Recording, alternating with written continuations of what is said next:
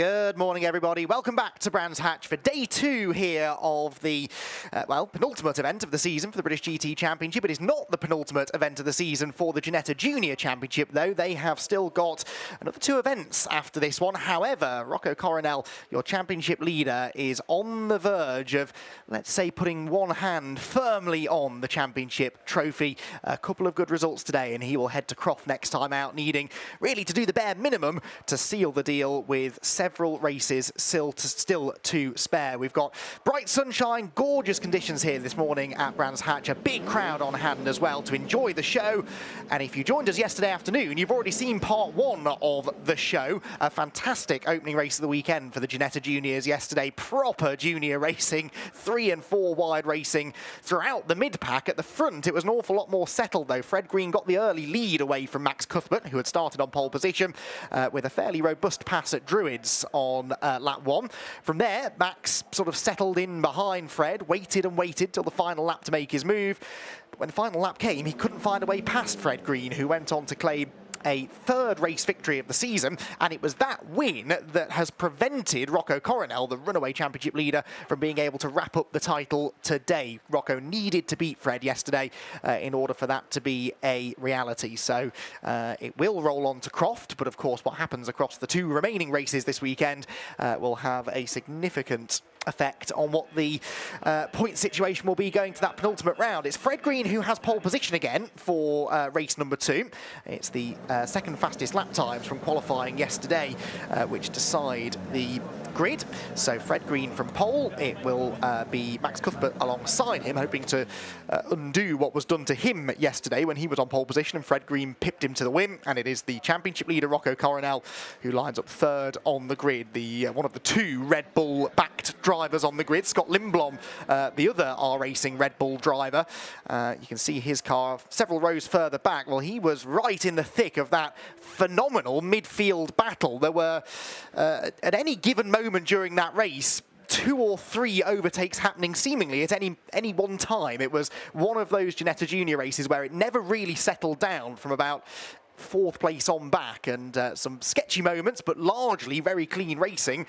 To be fair, as we've come to expect recently from the Ginetta Junior Championship, it's very close, it's very competitive, it gets a little bit physical at times, but actually relatively low attrition rates across the course of the season, which is nice to see. It's a big grid, lots of healthy competition out there, but they're learning not only how to drive quickly, but how to drive reasonably respectfully around each other. Green flag lap then gets underway, at the end of which they'll line up on the grid for a 20-minute race, their 2nd of 3 20-minute races this weekend.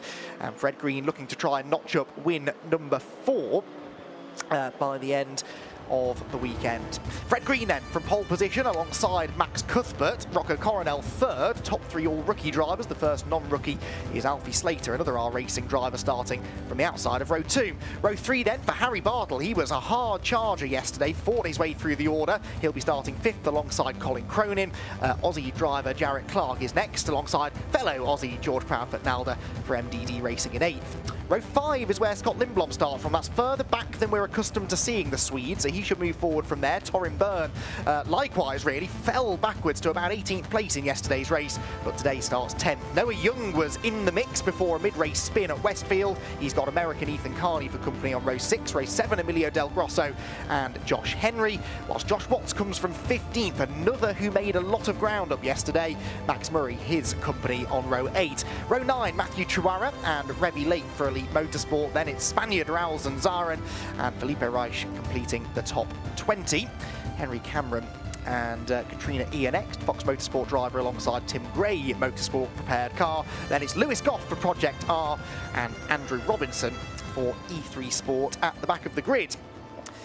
And I mentioned Lewis Goff there. Lewis is the son of Sean Goff, the team principal at Optimum Motorsport. And we'll see their cars out later on in the British GT race. He is 14 years old, will turn 15 in November. Lewis, this is, not Sean. And he is making his debut in the championship here this weekend. And running reasonably well, staying out of trouble yesterday. He was on the back of that sort of midfield gaggle through most of the race, and we'll keep an eye on him to see what his progress is in race number 2. Rear-facing camera for Rocco Coronel. This is normally the only onboard camera we've needed, really, on that number 23 car this year. He spent an awful lot of time at the pointy end of the field, but only third yesterday. That was his second worst finish of the year. He had a dismal 6th place in the first race at Donington Park at season opener, has then not finished any worse than second until yesterday, when he had to settle for the 3rd step of the podium. Well, that is where he starts race number 2, and he will very much want to get back to winning ways. As I said, the championship, I'm not going to say it's a foregone conclusion, you never do know what could happen, but he is certainly in a very, very strong position as far as the points are concerned. And now for Rocco, he'll just want to try and add to that already very impressive wins tally. He is exactly 100 points clear of Fred Green coming into this race after the 2 dropped scores are calculated. Fred, though, has had 2 non-finishes this year, so he's not dropping a huge amount of points, whereas Rocco is dropping a total of 48. So even if he has some bad results between here and the end of the season, he's got those still to fall back on. A lot of our racing cars at the front. Obviously, it's Elite Motorsports' Fred Green on pole, but then 3 R Racing cars starting directly behind him. Max Cuthbert, Rocco Coronel and Alfie Slater. We've seen the R Racing drivers work well together this year and gang up against the Elite drivers. I wonder whether that's in the game plan. They'll have had, I'm sure, a pre-race briefing, and they'll have discussed the plan at the beginning of the race. And we'll see whether those 3 cars, the 2 silver cars and the Red Bull liveried machine, perhaps elect to work together here. So back few rows of the grid in place. Green flag, I believe, has waved, and we're ready to go racing in the second race of the weekend here at Brands Hatch. The red lights go out now, and it looks as though Fred Green's away reasonably well from pole position. Max Cuthbert keen to get down behind him to defend from Rocco Coronel, who goes for the very wide line into Paddock Hill Bend. Now watch that Red Bull car carry so much more speed through the middle of the corner, and he may well be able to attack for second up the hill. That's George Proudfoot-Nalder in the gravel, and we get the driver's eye view of him correcting that slide. Coronel sends it round the outside of Druids, and that, I think, is going to get him at least second place ahead of Cuthbert, who gets into the back of the Red Bull car dropping down the hill, but does have to give the place away. So another good start for Rocco Coronel. He came from 6th to 4th in the early stages of yesterday's race, and now he has gone from 3rd to 2nd. George Proudfoot-Nalder doing some more rally crossing in the background there, as right round the outside goes Alfie Slater. Alfie Slater, last of the late breakers into Surtees. The leader was running wide onto the grass, and it could be Slater that comes out of this in front there. 3 abreast for the race lead. Fred Green makes a mistake, and look at that, Rocco Coronel squeezed onto the grass. Cuthbert gives a bump to his teammate. There's a lot of contact down the hill. Somehow they're all still there. It is Slater to the lead. Who will be second? Fred Green, I think, will prevail, and Rocco Coronel getting no help from his teammates, interestingly. Max Cuthbert electing to push Slater, not Coronel. Cuthbert, to be fair, has come out of that the worst. He is plummeting to the back of this group as Scott Lindblom goes through the gravel further back. They have picked up exactly where they left off yesterday. This is precisely what the race looked like for the majority of yesterday afternoon, except now we've got some new players at the front. Big slide for Lindblom in the background. It is Alfie Slater, though, who has fought his way through from 4th on the grid, and he did it all at Surtees. I can't wait to see that again. That was a brilliantly committed bit of driving from Slater to go right round the outside, and then when the leader, Fred Green, ran wide, he saw his chance to split the gap in the middle. Fantastic stuff. There is Josh Watts up the inside of Emilio Del Grosso further back, and I think he's going to get that move made, isn't he, heading up towards Paddock Hill Bend. Revy Lake, I reckon that is, in behind him. Josh Watts then picks up the position. As further up the order, this is for 7th place. Car number 8, Scott Lindblom, under threat from number 53, Ethan Carney. George Proudfoot-Nalder is in this group as well, as they make their way up towards Druids. Corner around the outside goes the number 55 machine. That's Jarrett Clark, who started 7th and has gone backwards a little bit from there. About to start picking the places back up, though. We're on board with George Proudfoot-Nalder. To our left somewhere is the 55 car. There it is. And it slips through on the inside line at Graham Hill Bend. So a place regained for Clark as the leaders start to do battle at Surtees. A very different look to this race immediately than what we had yesterday. In yesterday's race, really, Fred Green and Max Cuthbert worked together from the very very first lap, they gapped the rest of the field, and as everyone else sort of fell over each other in the battle for third, they were able to pull 3 or 4 seconds up the road. I don't think that's going to happen today. We're on board with Green. He's giving the bump to Slater, then peels to the outside line, looking not necessarily to go right round the outside, but to get that switchback, carry the speed off the corner. I don't think he's quite going to get the overlap. Rocco Coronel does, though. He goes to the outside, and diving to the inside is Harry Bartle. Harry Bartle to third position, showing the championship leader no respect at all. He has been one of the revelations this weekend, Harry Bartle, and he's into a podium place for the first time in his Ginetta Junior racing career. Fantastic stuff. That's down to 4th then for Coronel. Count on the fingers of one hand, I think, how many times we've seen Rocco Coronel overtaken this year, and it might happen again now. Cuthbert goes to the outside, he's on the grass, but keeps on coming, and so too does Cronin. So Colin Cronin also sees a chance to get to the inside of Rocco Coronel, who now could find himself out of the top 5 altogether, and there's no way back in line. Look, they're freight training the championship leader, and he will go backwards again, I'm sure, now down the straight. Cronin alongside, then it's his Elite Motorsport teammate Ethan Carney in the 53 machine, and then finally, thinks Rocco Coronel, I've got a teammate in Scott Lindblom, but he's busy attacking Carney as they head for Paddock Hill Bend again. Meanwhile, Bartle, I believe, is going for second. He's up the inside of Fred Green. Harry Bartle massively impressed with the driver of the number 73 car. Someone was way out in the weeds further back at Paddock Hill Bend. Raoul Zanzarin, I think that was. They're 3 abreast through Druids, and that's George Bradford-Nalder again, and this time maybe kissing the barriers, dropping down the hill from Druids. There's a lot of contact at Graham Hill Bend. Oh, and around's gone Cronin, and he's collected by his teammate Carney. Off 2 has gone Clark in the 55. I hate to say it, but that had to happen. They just could not keep that up, and eventually something had to give, and the something, it would appear, was Colin Cronin. More tangling now at Surtees. That is the number 40 car getting into it. Josh Henry, the black and blue car, and Revy Lake, I think, was the driver that he made contact with. Got to remember to breathe in these races. 15 minutes still to go, and they are 2 by 2 by 2 heading into Hawthorne. There's problems for the 55. I think the left front tyre might be down on the 55 machine of Jarrett Clark, as he will be touring into the pit lane. He was involved, wasn't he, I think, in some of the close quarters racing, let's call it, on the run out of Druids. And yes, I think that is a left front puncture, isn't it, for the 55R racing car. So he drops out of contention. We've lost a couple of heavy hitters. Ethan Carney still going. Oh, another one goes round now on the exit of Sheen Curve. Oh, that's not a good place to be. And there is inevitable contact. And that was the 13 car that came piling in, Katrina E. And that was a nasty looking moment. 17 was Max Murray. He was the one who spun, and an instant red flag. Not a huge surprise, really. Well, what a shame. I was talking pre-race about how clean the racing's been this year. Yes, it's been very close. It's been a bit physical at times, but it's all just spilled over a bit this morning. And the race having to be stopped with those 2 cars needing recovery, drivers to be attended to. And the race is neutralised. Not good news for Alfie Slater. We had only completed 2 laps. Now, that may mean that we do not go back to original grid order. We'll wait and see. The R Racing team, I think, waiting for the official notification that they're allowed to work on that car under a red flag, perhaps. So Jarrett Clark sits patiently and waits for a new left front tyre. And we all take a deep breath. There are quite a few drivers, I think, who would like to bring their cars to the attention of the teams. Ethan Carney, one of them. And there, the number 7 of Felipe Reich, another one of the R Racing brigade. His car looking remarkably clean for the time being.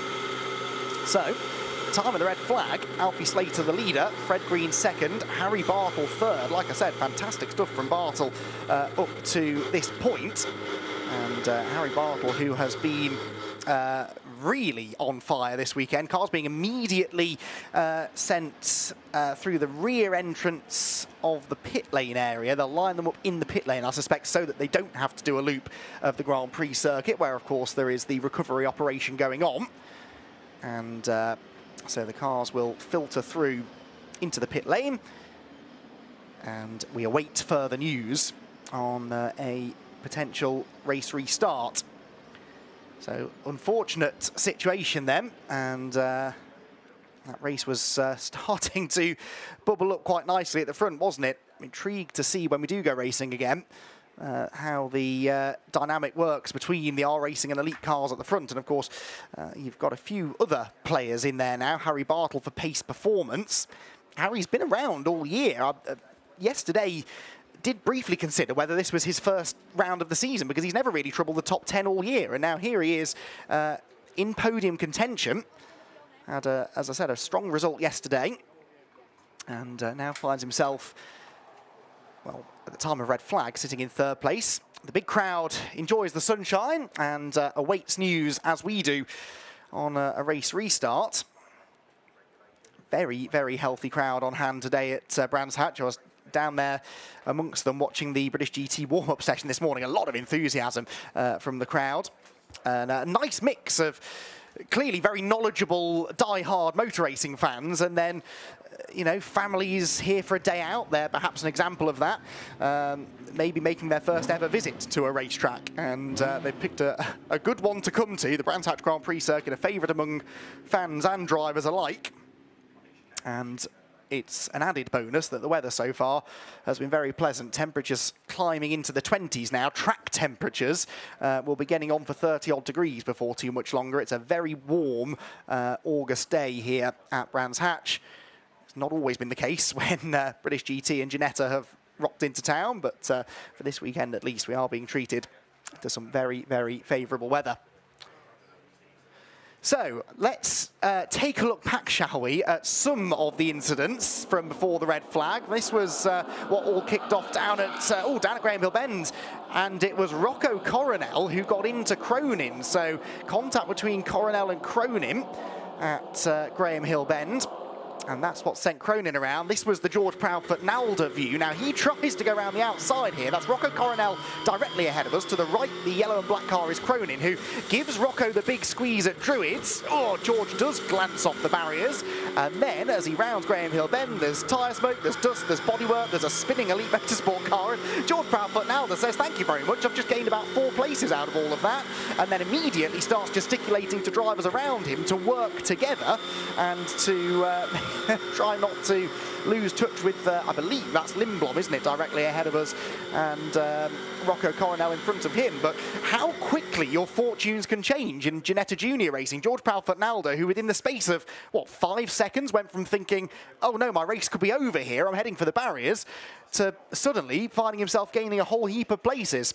So very opportunistic driving that from George Proudfoot Nalder, the Aussie driver, benefiting nicely from the situation that was developing around him.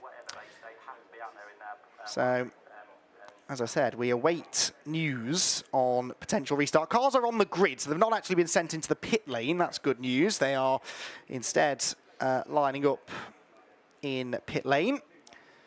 And the Ginetta Junior Championship drivers will be eagerly awaiting an opportunity to get back out there. There's an awful lot on the line this year in the Ginetta Junior Championship.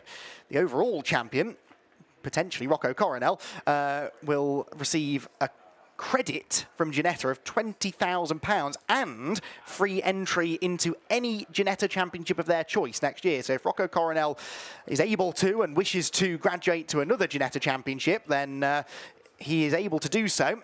And free entry and £20,000 towards that campaign will be his, again, assuming he ends up as champion at the end of the year, or they can choose a £50,000 scholarship towards racing in next year's GB4 Championship if they decide to go down a single-seater racing route. That's always been one of the great appeals of Ginetta Juniors. This is, I suppose, technically a junior GT and sports car series. They are rear-wheel drive, lightweight sports cars. Ginetta, of course, is a sports car manufacturer. And yet we've seen drivers go on from having success in Ginetta Juniors to have successful careers in everything from touring cars to Formula One. And it's not been uncommon to see some drivers take that single-seater route and some drivers go down GT or touring car racing route, of course. The prime example of that, our 2014 rookie champion, Lando Norris. I'm sure you've all heard of him. Current Formula One World Championship title contender. Recent winner of the British Grand Prix as well, among many of his accolades that he's starting to rack up. But then we've also had the likes over the years of Tom Ingram, British Touring Car Champion, Seb Morris, British GT star over the years. And if you look back through the list of drivers to have either won the championship or won races in the championship. It is a bit of a who's who these days of motor racing. Fred Green, the most recent scholarship winner, and that's how he's come to find his way onto the grid in 2025. And as I said, it's been a very, very healthy championship this year. Numbers sort of dropped a few years ago slightly, but they've really benefited, I think, from the switch over to the SRO British GT package. Grid numbers have been up, and I think the level of competition has increased as well as a result of that, really. And teams really starting to become specialists in this championship. Our racing in particular springing to mind. Of course, they've had some success in GT racing as well. But Jamie Ross and Nathan Reed's our racing team based in Norfolk have been teams champions in the Ginetta Juniors 4 times, 2020, 21, 22 and last year in 2024. They've won the Drivers' Championship a whole heap of times as well. And it is an R Racing car, look, that rolls into pole position, and therefore we'll be starting from pole position when the race restarts. So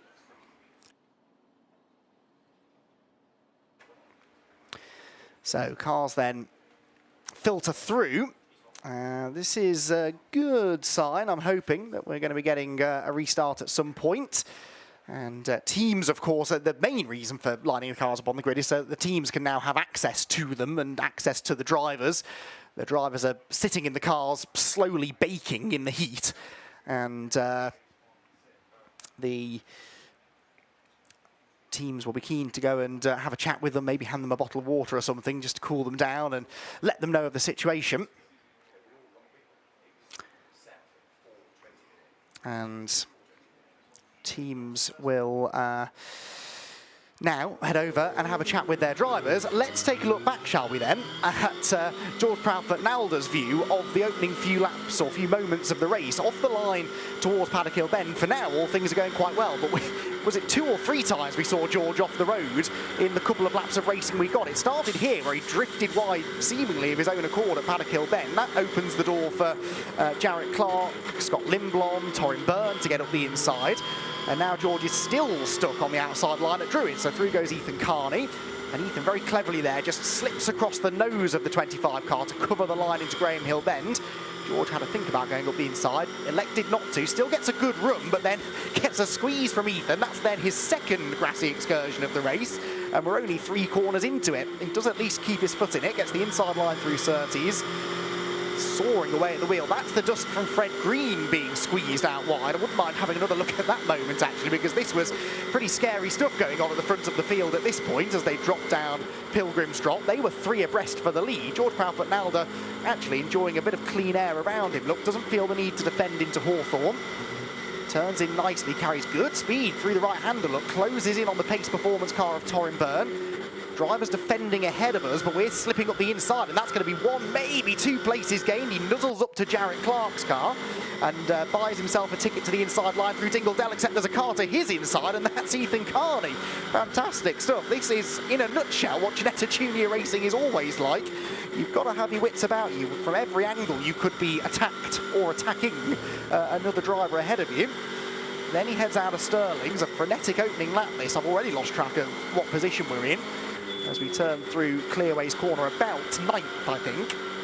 Good run through Clearways. You can see Scott Lindblom understeering a bit wide ahead. Now, ideally, he'd like to get to the inside line here, Ethan Carney, but Ethan is hugging the white line, giving Scott Lindblom a shove. Then he goes wide, no, feints wide. And in the end, they all sort of go in on quite a tight line to Paddock Hill Bend. Oh, big slide. Look at the opposite lock from George Proudfoot-Nalder through Paddock. Now, everyone ahead of him goes defensive, so he decides, right, I'm going to try this outside line again, except Jarrett Clark has gone even further to his outside. So every decision, really, that George Proudfoot-Nalder is making, it's almost like he's making it just a fraction later than the cars around him, and that's why Clark ends up slipping through here at Graham Hill Bend. But George, I think, does a good job of covering any further challenges. Is there anyone else up the inside into Surtees? Doesn't look like it. So we're turning in towards the apex. Don't hit that curb. It's a huge curb on the inside of the corner. Really unsettles the car. And now up through the gears again. Into fourth. They'll probably hit fifth gear again just as they go underneath the bridge, just there. The slipstream really helping the top speed down into the fastest part of the track. Through the right-hander at Hawthorne again. This all looks fairly tame for now, but we know it doesn't stay this way. We will have a few more dramas to come for George Proudfoot-Nalder. Nearly a self-inflicted one there as he clobbered the curb through Westfield. And drifted out a little bit wide. Up through Sheen we head next. Lots of curb taken on the inside line. You can see the leaders in the distance getting themselves together. And that really stacks that leading bunch up. And that, I think, is what's going to lead to some congestion in a couple of corners' time. Where, of course, it all kicks off at Graham Hill Bend because the leaders started battling, and that had a concertina effect all the way back through the top 10. George Proudfoot-Nalder here sitting still in ninth or 10th position is seeing the benefit of that now. They all came across the line pretty much together. And as they headed for Paddock Hill Bend, which way do we go? We go to the outside line. Scott Lindblom, look, goes to the inside of Ethan Carney to no avail. Now, this is a good move, actually, from George, look, because he's gone round the outside of Jarrett Clark. He's got a bit of gap in front now to break into, which carries him alongside Scott Lindblom and Ethan Carney. But we know that this doesn't end particularly well. Well, it ends quite well, but it doesn't look like it will, because here he goes bouncing over the grass, tags the barriers, keeps his foot in it, rejoins. How many places does he then gain immediately? 1, 2, 3, 4 places gained at Graham Hill Bend, having just been nerfed off the track at the previous corner. The seas parted, and the irony is that had he not been wide at Druids, he would have been right in that incident at Graham Hill Bend, I suspect, because he was in and around Rocco Coronel and Colin Cronin, the two drivers who tangled. So a good example there of how sometimes your fate is not really in your own hands. And the racing gods were smiling down on George Proudfoot-Nalder there, and he suddenly finds himself back into about 7th place. Waving at the drivers behind, not sure who was behind him at this point, but trying to make sure that they worked with him. So, cars are on the grid, but I'm getting word that I don't think are going to be getting a restart, unfortunately. So race will not be restarting. And whether it gets scheduled for later in the day, we'll have to wait and see. But that is it, I'm afraid, from the Ginetta Junior Championship for now. We've got more racing to come later on this afternoon, though. So keep an eye on the social media channels for updates. And we will have plenty more action, I should say, coming your way from Brands Hatch a little bit later on in the afternoon. So for that Ginetta Junior race, that is all we've got, I'm afraid. We will see you again later today here at Brands Hatch.